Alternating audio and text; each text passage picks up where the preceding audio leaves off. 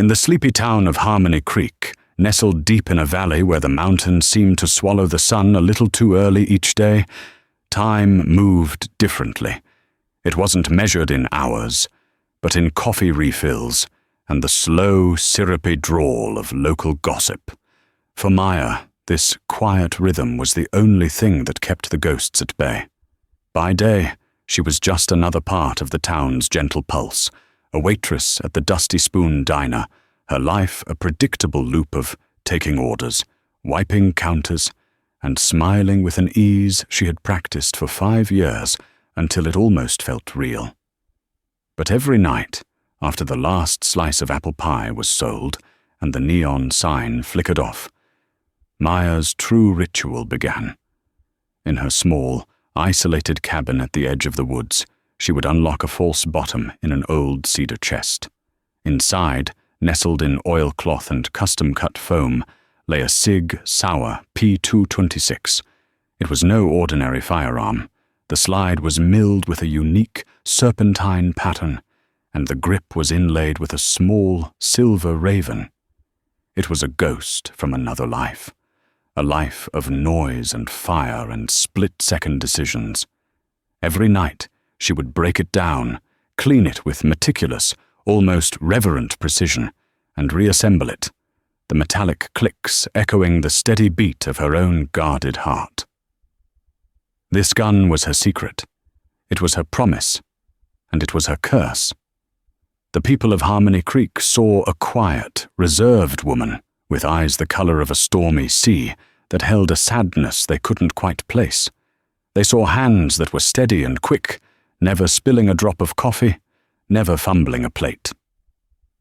Sheriff Brody, a man whose easygoing nature hid a sharp mind, sometimes noticed more.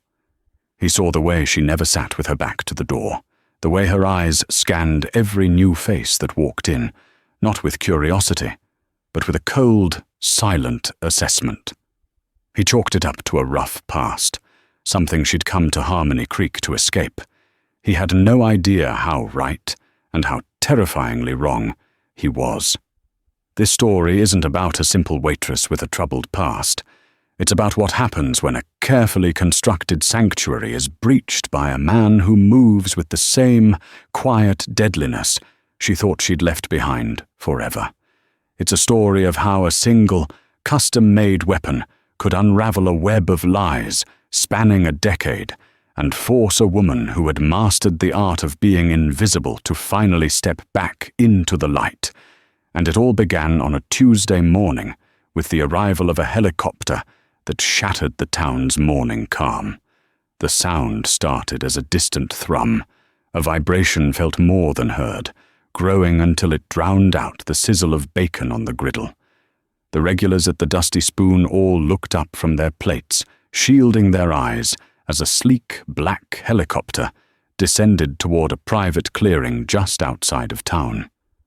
Such a thing was an anomaly, an alien craft in their world of pickup trucks and tractors. Maya felt a cold dread snake its way up her spine. Her hand, holding a coffee pot, froze mid-air. It was the kind of entrance meant to be noticed, a declaration of power. An hour later, the diner door chimed, and he walked in. He was tall, dressed in a tailored linen shirt and dark trousers that cost more than the diner's monthly rent. But it wasn't the clothes that held Maya's attention. It was the way he moved, with a coiled, predatory grace that was utterly out of place. His face was a study in sharp angles and quiet intensity, with eyes so dark they seemed to absorb the light around them. He scanned the room, his gaze lingering for a fraction of a second too long on her, before he took a seat in the corner booth, her section. "Coffee, black," he said when she approached, his voice a low baritone that seemed to vibrate in the air. He didn't look at the menu. His attention was fixed on her, an unnerving, analytical stare that felt less like a customer looking at a waitress and more like a predator studying its prey. "Be right back," Maya said, her voice even, betraying none of the chaos erupting inside her. She had spent 5 years building this life, this camouflage of normalcy. In the space of an hour, this man's arrival had threatened to burn it all to the ground. She didn't know who he was, but her instincts, honed in a life she fought daily to forget, were screaming. He wasn't just a man. He was a hunter, and she had the sickening feeling that she was the reason he was in her town.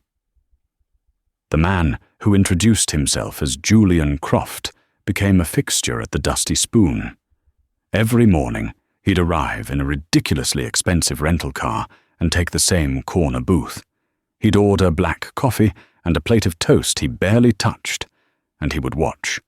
He watched Maya move, watched her interact with the regulars, watched her with an unnerving, silent intensity.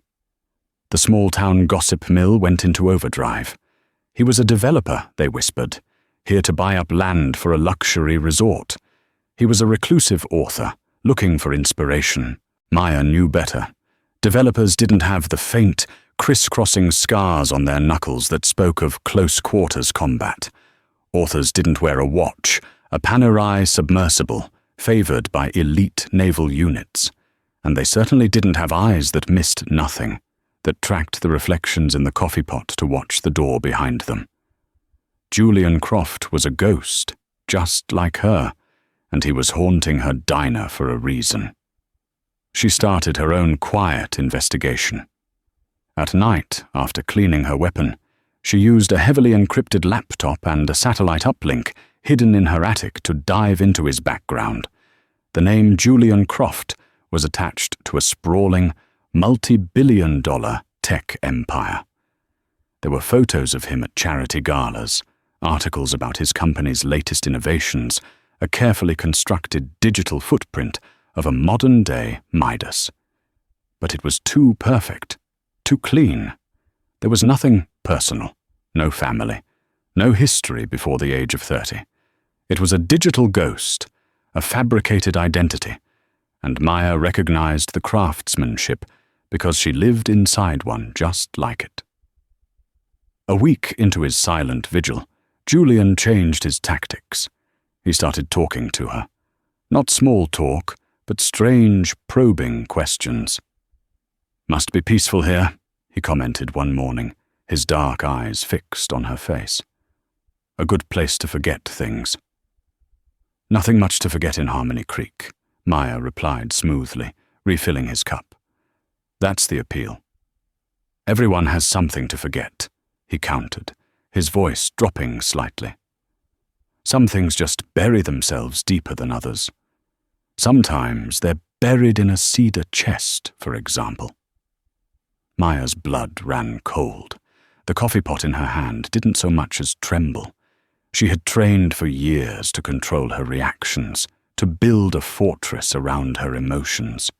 But his words were a cannonball against the gate. It couldn't be a coincidence. He was signaling. He knew. "We've got a very nice cedar chest at the antique shop down the street," she said, her smile not quite reaching her eyes. "If you're in the market." He just smiled, a slow, knowing curve of his lips. "I'll keep that in mind." The psychological warfare escalated. He would leave exorbitant tips, always in specific amounts that were prime numbers: $17, $23, $31. It was a subtle code, a way of communicating that he was thinking on a different level, a level she would understand. He was testing her, trying to provoke a reaction, to make the mask of the small-town waitress slip. Sheriff Brody noticed the change. He'd sit at the counter, nursing his coffee, his gaze drifting from Maya's tense shoulders to the silent, watchful billionaire in the corner. "That fella giving you any trouble, Maya?" he asked one afternoon, his voice casual. "He's a good tipper," she deflected, wiping down the counter with more force than necessary. "Some things are more trouble than they're worth," Brody said, his eyes sharp. "He's not from around here. People like that. They're either running from something or they're looking for something. I can't figure out which one he is." Maybe he's both, Maya murmured, more to herself than to the sheriff. That night, she found her answer. She ran a deep-level search, using back doors and algorithms from her old life, peeling back the layers of the Julian Croft identity. And she found it. A single, redacted military file, buried so deep it was practically non-existent. The name was blacked out, but the service record was there. Naval Special Warfare Development Group, DevGRU, a Navy SEAL, the same unit she had belonged to. The revelation hit her like a physical blow. He wasn't just a hunter. He was one of her own kind. But that only created more questions. Was he here to help her? Or was he here to finish a job someone else had started? In her world, a fellow operator appearing after years of silence usually meant one thing. You were a loose end, and they were the cleanup crew. The next morning, the air in the diner was thick with tension. Julian was there, in his usual spot, but today his watchfulness felt different. It was sharper, more urgent. Maya felt like she was walking on a razor's edge. Every step, every word was a calculation. He waited until the diner was nearly empty during the mid-morning lull.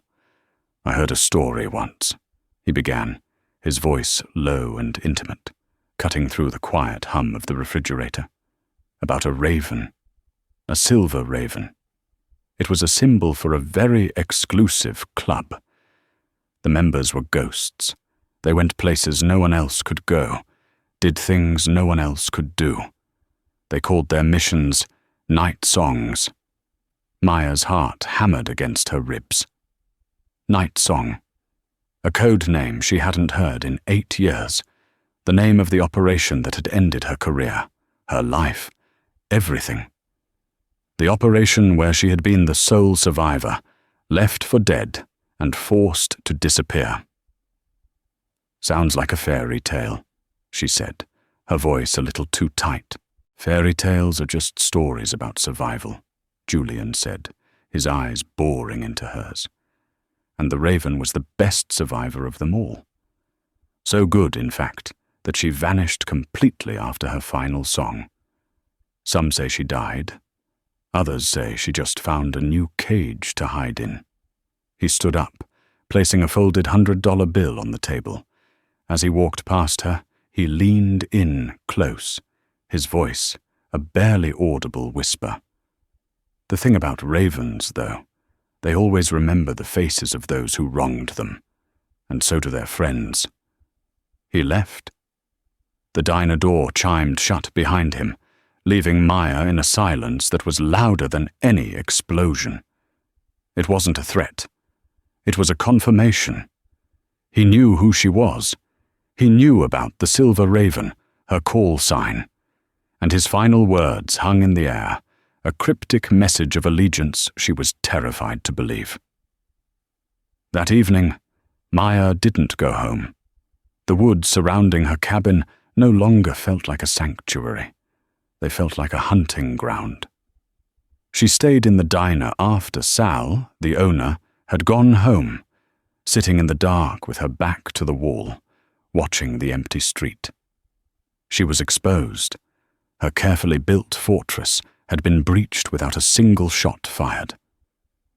Just after midnight, headlights cut through the darkness, pulling into the empty parking lot. It was Julian's car.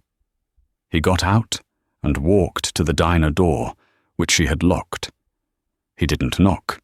He simply stood there, a dark silhouette against the moonlight, as if he knew she was inside, waiting. After a long moment, Maya stood, her hand instinctively moving to the small of her back, where a backup weapon was always holstered. She unlocked the door. "We need to talk," Julian said, stepping inside. The casual confidence was gone, replaced by a grim urgency. "You've done plenty of talking," Maya said, her voice cold. "Who are you, and what do you want?" "You already know who I am," he said. "I was with SEAL Team 6. We ran parallel ops to your unit. We never met, but I knew your handler. I knew Alex." The name hit her with the force of a physical blow, stealing the air from her lungs. Alex. Her handler, her mentor, the only person who had known the full truth of what happened on Operation Night Song. The man who had helped her disappear. The man who had been killed a year later in a suspicious training accident. "Alex is dead," she said, her voice hollow. "That's the official story," Julian said, his eyes full of a darkness she recognized. "Just like the official story is that you died in that factory collapse in Odessa. The people we worked for, they're very good at writing stories." He took a step closer. "Alex wasn't just your handler, Maya. He was my friend. Before he died, he gave me something for safekeeping. A message, to be delivered only if a certain set of circumstances ever came to pass." "What circumstances?" she whispered, dread coiling in her stomach. "If the people we worked for ever decided to clean their house of old secrets," Julian said grimly.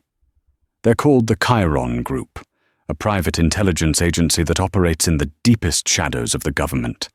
They created us, Maya. They trained us. And when Operation Night Song went sideways and you became a liability, they tried to bury you. When that failed, they settled for letting you disappear, thinking you were a broken soldier who would never be a threat."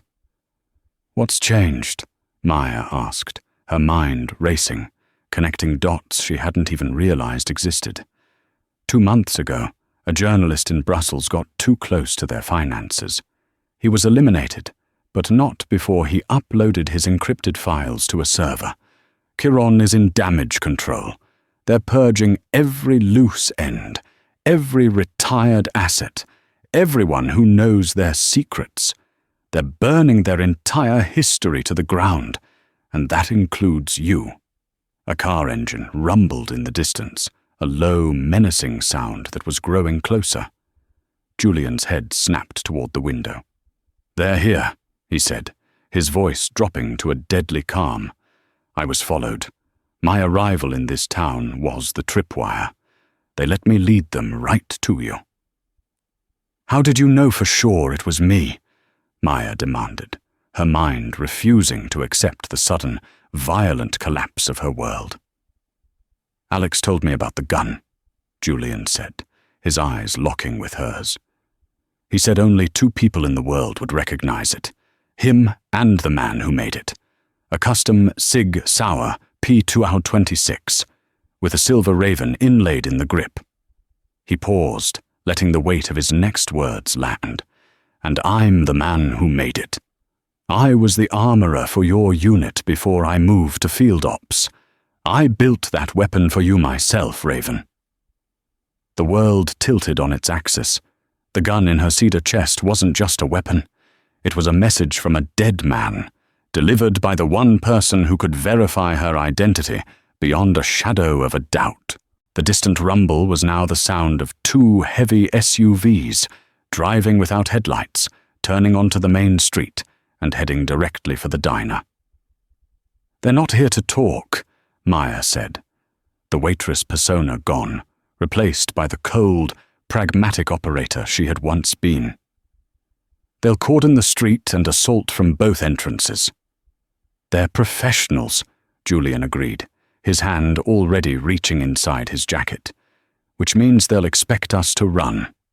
"Good," Maya said, a flicker of the old fire in her eyes. "Let's not disappoint them." She moved with a speed and purpose that was breathtaking, kicking a wedge under the back door, flipping the breakers for all the lights, except the ones over the kitchen pass-through, plunging the front of the diner into shadow. She grabbed 2 heavy cast-iron skillets from the stove. "What are you doing?" Julian asked, pulling a compact Glock from his own holster. "Creating a new story," she said, her voice a low growl. She handed him one of the skillets. "They'll come in fast and low. They'll expect gunfire. They won't be expecting this." The 2 SUVs screeched to a halt outside, boxing in Julian's rental car. Doors opened, and 6 figures, clad in black tactical gear and armed with suppressed rifles, spilled out, moving with terrifying, synchronized efficiency. They stacked up on the front and back doors, ready for a dynamic entry. Maya and Julian stood back to back in the darkness of the kitchen, surrounded by the familiar, comforting sense of coffee and grease. The quiet life was over. The sanctuary had become a trap. "Ready for another night song, Raven?" Julian murmured, his voice tight with adrenaline. Maya's grip tightened on the handle of the heavy skillet. A slow, dangerous smile touched her lips. "I thought you'd never ask." The back door splintered open first. 2 figures poured through, low and fast, their night vision goggles giving the world a sickly green glow. They saw nothing but an empty kitchen. As the second man cleared the doorway, Maya swung the cast-iron skillet with all her strength. The heavy metal connected with the side of his helmet with a sickening thud, and he went down without a sound. Simultaneously, Julian engaged the first man, not with his gun, but with a brutal, efficient series of strikes, disarming him and driving him hard into a stainless steel prep table. The man's rifle clattered to the floor. At the front of the diner, the glass door shattered inwards as 2 more operators stormed in. They saw their comrades' rifles, equipped with laser sights, sweeping the empty kitchen from the back. Believing their team was in control, they advanced. "Now!" Maya hissed. She and Julian opened fire, not with their pistols, but with the attackers' own suppressed rifles they had just acquired. The short, muffled bursts were devastatingly accurate in the narrow confines of the diner. The 2 operators in the front went down, caught completely by surprise, their own team's laser sights having given away their positions. It was a brutal, chaotic, and perfectly executed counter-ambush, but 2 men remained outside, providing cover. "We have to move," Julian said, grabbing a spare magazine from one of the downed men. "They'll call for backup." "The woods," Maya said, already heading for the shattered back door. "It's my ground." They burst out into the alley behind the diner, the cool night air a shock after the adrenaline-fueled heat of the fight. A hail of bullets chewed through the dumpster they used for cover. The 2 remaining operators were repositioning, trying to pin them down. "Go!" Julian yelled, laying down a burst of covering fire. "I'll hold them!" Maya didn't hesitate. She sprinted across the alley, her feet finding purchase on the familiar ground, and vaulted a low wooden fence, disappearing into the pitch-black tree line of the woods. She was a ghost in her own element. She moved 20 yards in, dropped to one knee, and raised her rifle, searching for a target. She saw Julian break from cover, running for the woods. But one of the shooters had a clear angle. A single, muffled shot rang out. Julian cried out, his leg buckling beneath him as he collapsed to the ground, just yards from the safety of the trees. The 2 operators advanced on his position, their rifles raised. Maya's world narrowed to the space between her eye and the rifle's sight. There was no time for thought, only for the cold, deadly calculus of combat she had spent a lifetime perfecting. She took a breath, let it out halfway, and squeezed the trigger. Once. Twice.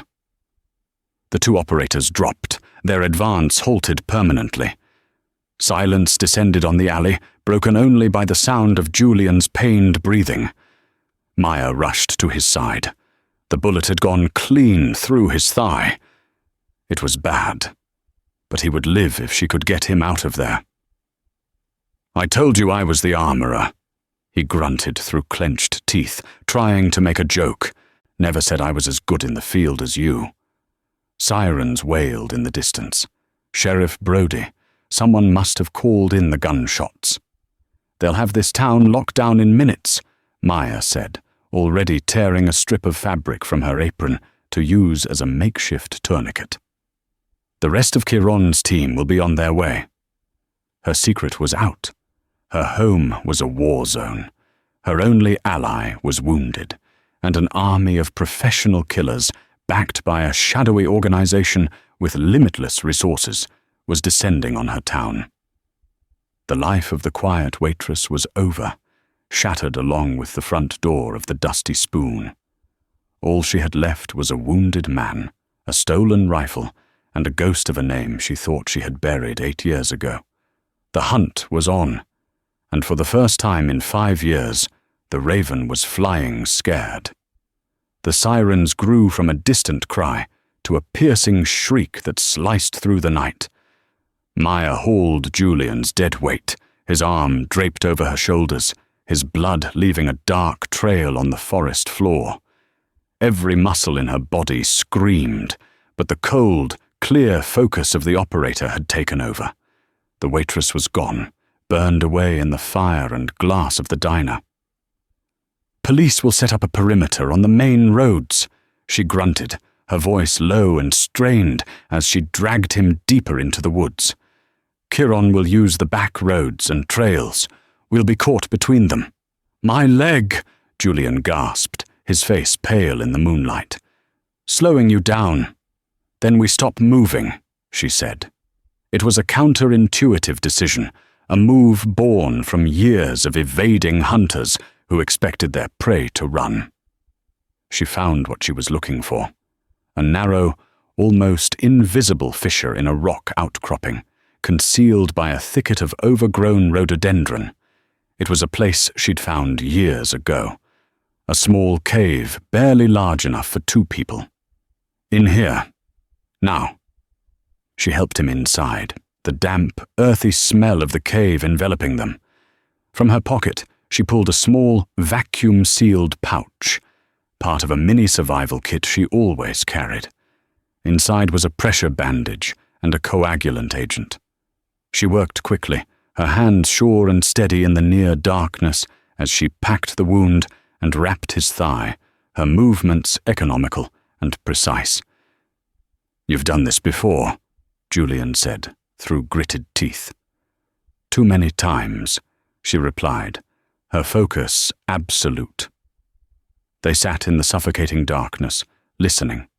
They heard the crunch of boots on gravel as Sheriff Brody's deputies swept the area near the diner. They heard the low, disciplined voices of Chiron's team coordinating a wider search pattern on a different radio frequency, one she recognized. They were close, so close that Maya could smell the wet canvas scent of their gear. But the hunters were looking for movement, for heat signatures, for tracks leading away. They weren't looking for stillness, for 2 people hidden in the cold heart of the earth, just yards from the chaos. Hours passed. The sounds of the search faded as the perimeter expanded. When the first grey light of dawn filtered through the leaves, Maya knew they had survived the first wave. "They think we broke through the cordon," she whispered. "They'll be searching the national forest by now. It gives us a window." "A window for what?" Julian asked, his voice weak. "They know who you are. They know where you are. This town is burned." "They know where the waitress lived," Maya corrected him, a flinty hardness in her tone. "They don't know where the raven operates." She looked at him, her stormy eyes illuminated by the faint light. "You said Alex left you a message. What was it?" Julian reached into a waterproof pocket inside his jacket and pulled out a small, encrypted data chip. "It's not just a message. It's a key. Alex was paranoid, more than any of us. He suspected Chiron was dirty years before anyone else. He told me that if anything ever happened to him, and if they ever came for you, this key was the only thing that could burn them to the ground." "A key to what?" "The journalist in Brussels. His name was Simon Devereaux. He wasn't just investigating Chiron's finances.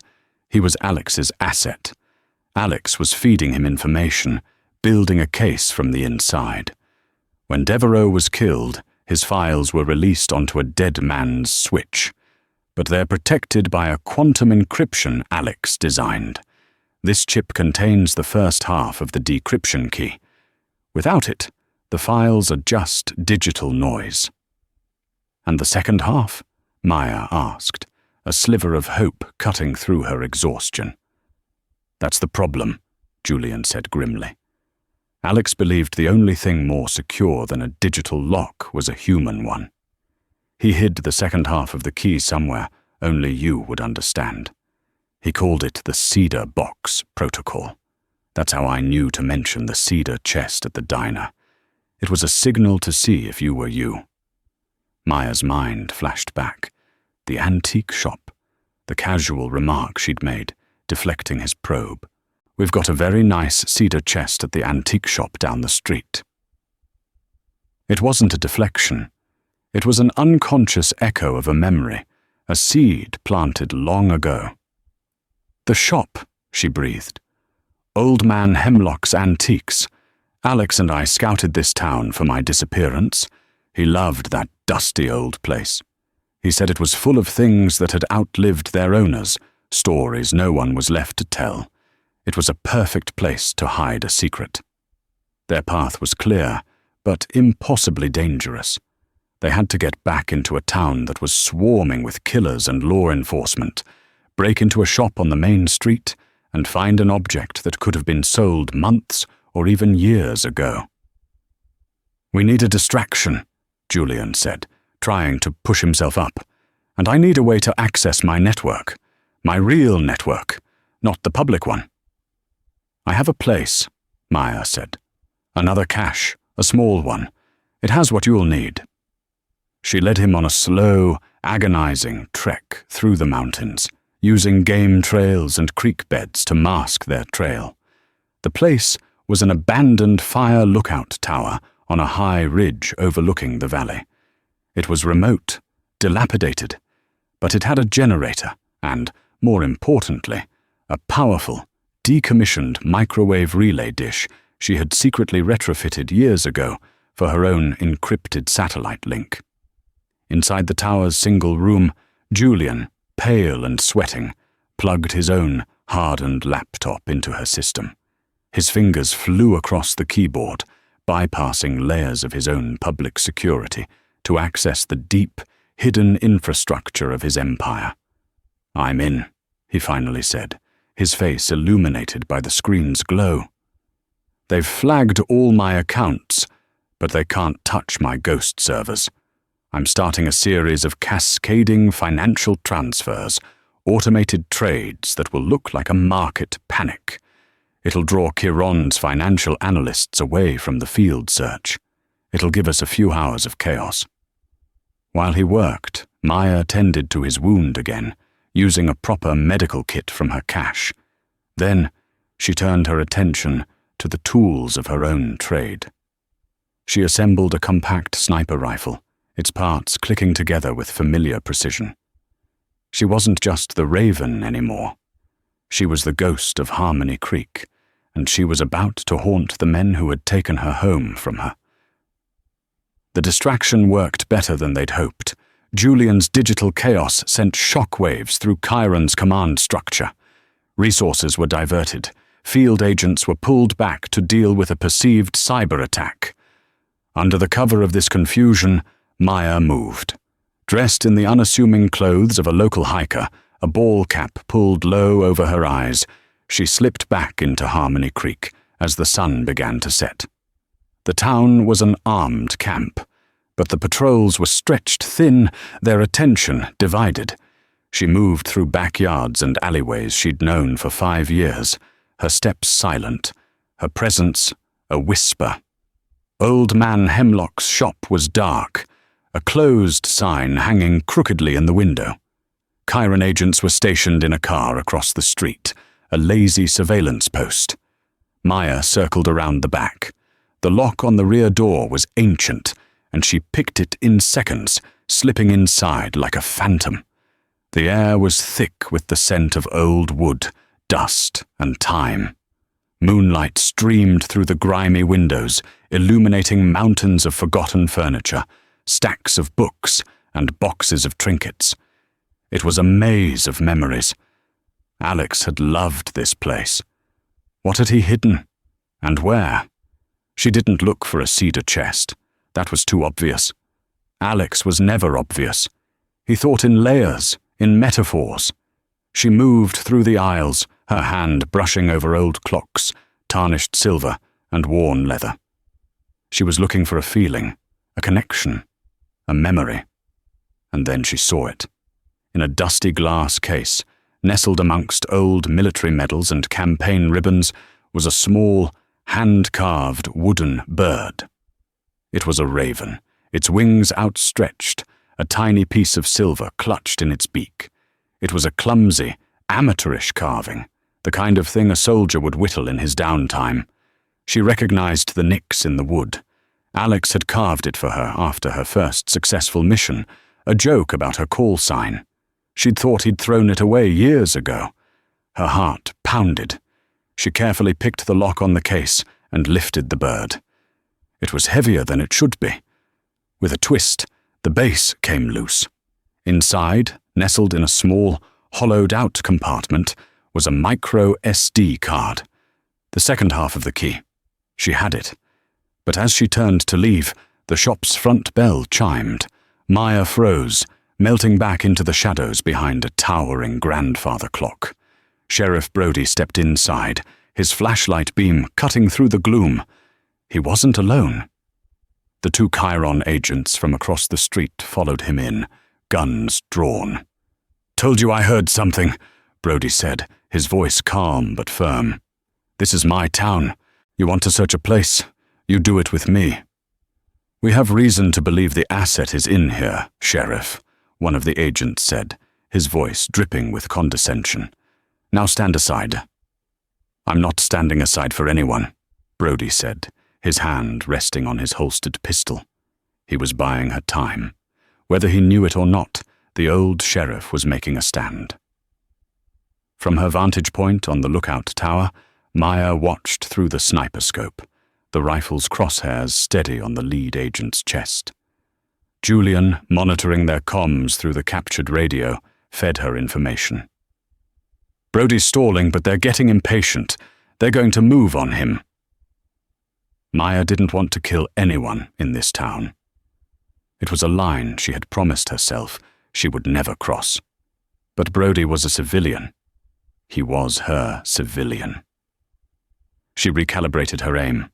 Instead of the agent, she focused on the streetlight above their car. She took a breath, let it out, and squeezed the trigger. The suppressed rifle made a sound no louder than a cough. Half a mile away, the streetlight exploded in a shower of sparks, plunging the street into darkness. The agents outside yelled in surprise. The two inside with Brody were momentarily distracted, turning toward the sound. It was all the opening Maya needed. She was a blur of motion, a wraith emerging from the shadows. She used a heavy, antique bookend, not a weapon, disabling the first agent with a sharp blow to his wrist, sending his gun skittering across the floor. The second agent turned, but Brody, reacting with surprising speed, tackled him, the two men crashing into a display of old porcelain dolls. "Get out of here!" Brody yelled, not looking at her, but knowing she was there. Maya didn't need to be told twice. She slipped out the back door and vanished into the night. Back at the tower, they combined the keys. Julian's chip and Alex's memory card. The files on Simon Devereaux's server began to decrypt, and the full scope of Chiron's treachery spilled across the laptop screen. It was all there. Names, dates, kill orders, offshore accounts, and communication logs that implicated the highest levels of the organization. The mastermind was a man named Marcus Thorne, a deputy director at the agency that oversaw Chiron, a man who had personally signed off on Operation Night Song. He had sold them out from the very beginning. "We have everything," Julian said, his voice awed. "This is enough to burn the entire organization to the ground." "It's not enough to leak it," Maya said, her voice cold and hard. "Leaking it starts a war in the shadows. Thorne will disappear, the evidence will be discredited, and the other assets will still be hunted. We have to do this in the light. We need to force his hand. Make him expose himself." "How?" "Thorne thinks I'm a ghost, a loose end to be tied up," Maya said. "And you," she looked at Julian, "are a billionaire whose digital infrastructure has just been attacked. He'll see you as a vulnerability and an opportunity. He won't be able to resist." The plan was audacious, bordering on suicidal. Julian, using his public persona, announced an emergency press conference at his company's headquarters in Seattle. The official reason was to address the hostile cyber attack that had rattled the markets. He let it be known through back channels that he had evidence pointing to a rogue government contractor and was prepared to go public. He also invited a powerful senator who sat on the Intelligence Oversight Committee, a man known for his integrity.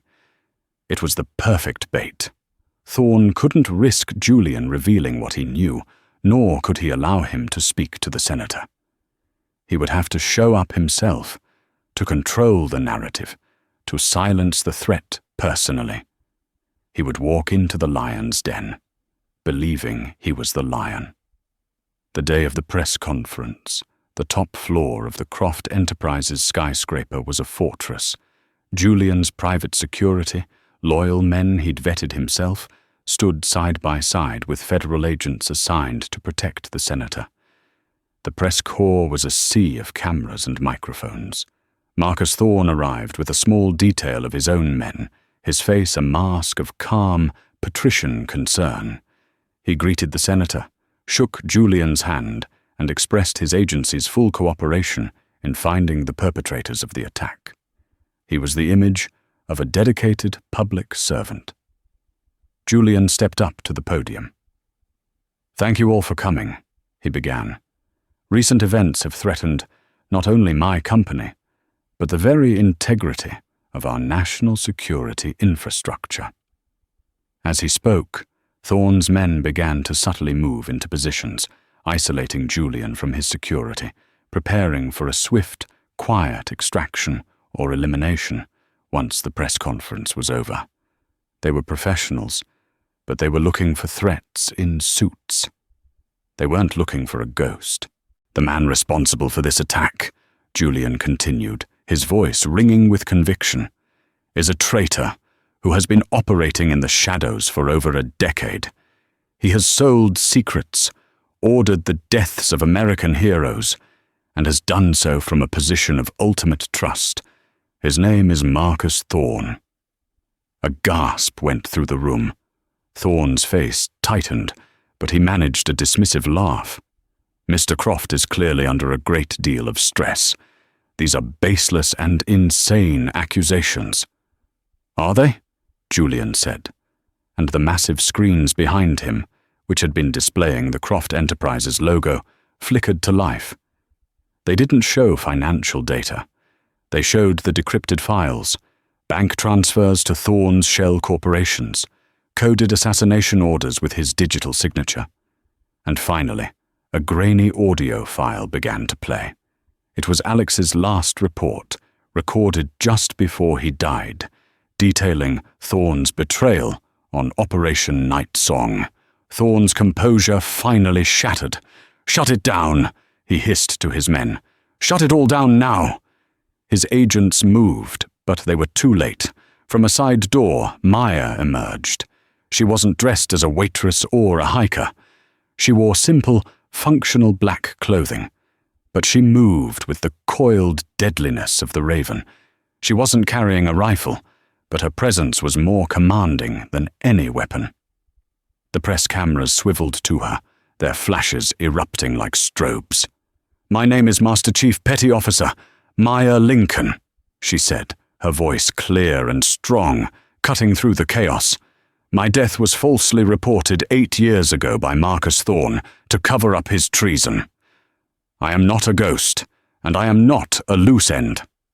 I am his witness." Thorne stared at her, his face a canvas of disbelief and fury. The ghost he had tried to bury for a decade was standing before him, in the light, surrounded by the press and the United States Senate. His world, built on secrets and shadows, was collapsing in a blaze of public exposure. The federal agents protecting the senator drew their weapons, no longer pointing them outward, but inward at Thorne and his men. The hunt was over. 1 year later, the sun was warm on the grass of Arlington National Cemetery. The name on the simple white headstone read, Alex Lincoln, a new stone, replacing one that had declared him lost at sea. Maya stood before it, not in uniform, but in quiet civilian clothes. The trials had been swift. Thorne and the entire leadership of the Chiron Group were serving consecutive life sentences in a supermax prison. The 42 other assets had been secured, their lives no longer forfeit. Julian stood a respectful distance behind her. His company was now a leader in ethical security contracting, working to undo the damage Chiron had wrought. He and Maya had built something new from the ashes. She reached into her pocket and pulled out a small, familiar object, the crudely carved wooden raven Alex had made for her. She placed it gently at the base of the headstone. For 5 years, she had lived in Harmony Creek, a sanctuary built to keep the ghosts of her past at bay. But she had learned that you couldn't outrun ghosts. You could only make peace with them. She was no longer hiding in the quiet. She had found her voice, and for the first time in a very long time, she was finally at home.